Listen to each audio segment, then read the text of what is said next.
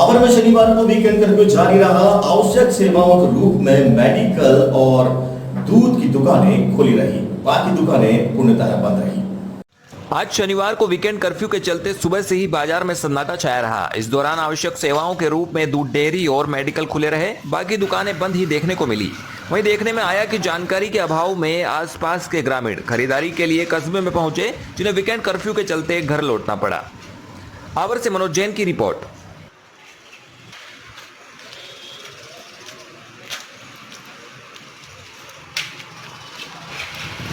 Mask लगा, mask मुंडा में।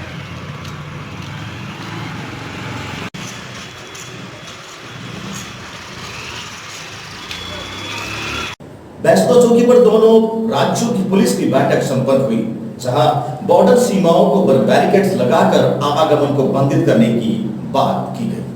कल शाम बैसोदा चौकी में दोनों राज्यों के प्रशासन की समीक्षा बैठक आयोजित हुई, जिसमें कोरोना के बढ़ते संक्रमण को देखते हुए सीमावर्ती क्षेत्र होने के कारण कई अहम बिंदुओं पर निर्णय लिया गया, जिसके तहत बॉर्डर वाले एक आवश्यक मार्ग को छोड़ते हुए पूरी तरह से सीमावर्ती राजस्थान मध्य प्रदेश सीमाओं को सील किया जाएगा। सीमाओं को अवरुद्ध करने के लिए जहां जहां भी राजस्थान से मध्य प्रदेश में जाने के रास्ते हैं, उन सभी पर गड्ढे खुदवाकर व बैरिकेड्स लगवाकर अवरुद्ध किया जा सके, ताकि आवाजाही पूरी तरह से बंद हो जाए। साथ ही दोनों राज्यों के सीमावर्ती सभी बॉर्डर क्षेत्रों पर चेक पोस्ट बनाकर आने जाने वालों की नेगेटिव रिपोर्ट चेक करके ही प्रवेश दिया जाए। दोनों ही कस्बों के एक आवश्यक मार्ग को छोड़कर सभी 8 से 10 सीमा मार्गों को पूरी तरह से अवरुद्ध किया जाएगा। इस बैठक में बैसोदा चौकी प्रभारी लाखन सिंह राजपूत, टीआई कमलेश सिंगार, तहसीलदार राकेश यादव, सीएमओ सुरेश यादव, पटवारी आशीष साकला और सीमावर्ती क्षेत्र के SDM Janak Singh, DYSP Gopichand Meena, CI Mahavir Singh Yadav, तहसीलदार राजेंद्र मीणा आदि मौजूद रहे। बैसोदा मंडी से कपिल चौहान की रिपोर्ट। सर, जिस तरह से सीमावर्ती क्षेत्र है, भवानी मंडी और बैसोदा मंडी को जोड़ने वाला जो है ये सीमा एरिया है, क्राइम की दृष्टि से भी बहुत ही संदिग्ध इलाका है। कोरोना की वजह से किस तरह के इंतजाम यहाँ पर किए गए हैं? अभी हमारी बॉर्डर मीटिंग हुई है। राजस्थान और एमपी दोनों पुलिस बल और राजस्व अधिकारी, एसडीएम साहब, तहसीलदार साहब और सीएमओ साहबों की, और हम लोगों ने कुछ चिन्हित जगह चयन करी है जहां हम लोग बैरिकेड लगा रहे हैं और नाकाबंदी कर रहे हैं। और एमपी के लोग राजस्थान में आएंगे और राजस्थान वाले एमपी जाएंगे, उनकी चेकिंग प्रॉपर होगी। उनके जो बीमार होगा, उन लोगों को इलाज के जा रहे हैं उनको नहीं रोका जाएगा। बाकी जो रहेंगे उनको शादी ब्याह में और जो कोई अन्य काम से जा रहे हैं उनकी प्रॉपर चेकिंग होके फिर आना जाना करेंगे देंगे। सर, कितने मार्गों को ऐसे अवरुद्ध करेंगे? अभी हम लोगों ने एक दूधाखड़ी वाला रास्ता है, लेडी चौराहा वाला है, और कुछ यहाँ लोकल प्रॉपर में भी कहीं जो छोटी छोटी गलियाँ वो सब पैक करवा रहे हैं, और कोई एक मेन रास्ता चालू रखवा रहे हैं। जो हम दोनों अधिकारियों ने बैठ के डिसीजन लिया है, जो अभी आज हम लोग कल तक अमल हो जाएगा। मेन रास्ता जो चालू करवाया जाएगा वो कौन सा रास्ता रहेगा? वो अभी हम लोग कर रहे हैं अमल, वो कल तक आपको मालूम पड़ जाएगा हम लोग कौन सा रास्ता मेन दे रहे हैं।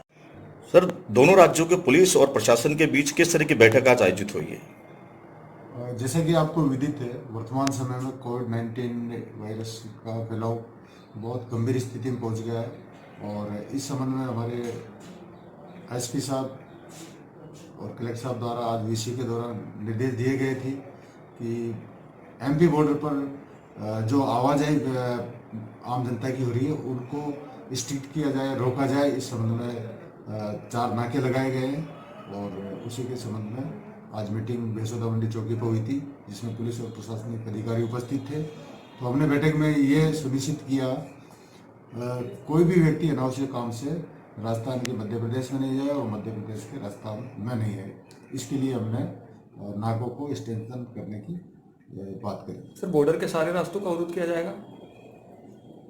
चूँकि भवानी मंडी कस्बा बैसोदा मंडी से सटा हुआ, तो उनमें जो गलियाँ हैं उनमें बैरिकेड्स लगाने की कार्रवाई की जा रही है, और कुछ 1 या 2 रास्ते रोके जाएंगे जिसमें कोई आवश्यक सेवाओं बाधित नहीं हो। टोक में चल रहे अनुशासन मुख्यालय की पालना करते हुए मजदूरों को सांसद श्री के द्वारा खाना बांटा। टोंक मुख्यालय में चल रहे जन अनुशासन पखवाड़े की पालना करते हुए सांसद रसोई द्वारा मजदूरों को खाना नीलिमा सिंह आमेरा ने अपने हाथों से बांटकर इस पुनीत एवं जनसेवा के कार्य को लगातार कर रही है। नीलिमा सिंह आमेरा ने बताया कि एक गाड़ी में लगभग 3000 खाने के पैकेट वाहन में रखे जाते हैं। सांसद रसोई का खाना सबसे पहले टोंक मातृ एवं शिशु स्वास्थ्य केंद्र व शहादत अस्पताल टोंक में भर्ती मरीजों व उनके परिवार जन को वितरित किया जाता है। इसके बाद शहर के मुख्य चौराहे पर सांसद रसोई नीलिमा सिंह आमेरा के नेतृत्व में खाने को वितरित किया जाता है। इस खाने को गरीब मजदूर वर्ग के लोगों में बांटा जाता है। नौशेमिया का पुल जहां पर सैकड़ों मजदूर अपने काम की तलाश में आते हैं, लेकिन इस कोरोना काल के चलते मजदूरों को बहुत ही कम मजदूरों को मजदूरी उपलब्ध होती है। अधिकांश मजदूर चौखटी पर 4 घंटे बैठे रहने के बाद भी उन्हें मजदूरी नहीं मिलती। ऐसी स्थिति में सांसद रसोई गरीब परिवारों के लिए बहुत लाभकारी सिद्ध हो रही है। सबसे मुख्य बात यह है कि जब से सांसद रसोई की शुरुआत की गई है तब से इसका लाभ गरीब परिवारों को लगातार मिल रहा है। सांसद रसोई का वाहन घंटाघर मुख्यालय पर मजदूरों की चौखटी पर मजदूरी की तलाश में बैठने वाले मजदूरों व छावनी सर्किल पर बैठने वाले मजदूर, डोपो चौराहा व हाई सेकेंडरी चौराहा पर बैठने वाले सभी मजदूरों को इस सांसद रसोई का भोजन रोजाना उपलब्ध करवाया जाता है। चौखटी पर बैठने वाले मजदूरों ने बताया कि जिस प्रकार टोंक सांसद महोदय गरीबों की सेवा कर रहे हैं, इसी प्रकार हमारे वर्तमान विधायक को भी ऐसे विशेष कदम उठाने चाहिए ताकि कोई गरीब भूखा न सोए। इस पुनीत कार्य के लिए सभी मजदूरों ने टोंक सांसद जौनपुरिया का आभार व्यक्त किया और साथ ही इस पुनीत कार्य में जुड़ी नीलिमा सिंह आमेरा को धन्यवाद अर्पित किया। मजदूरों ने बताया कि सांसद रसोई जब से चालू है तब से नीलिमा सिंह आमेरा स्वयं अपनी निगरानी में उपरोक्त सभी स्थानों पर लगातार सांसद रसोई का भोजन बांटकर अपनी सेवाएं दे रही है। टोंक से सुभाष सोदा की रिपोर्ट।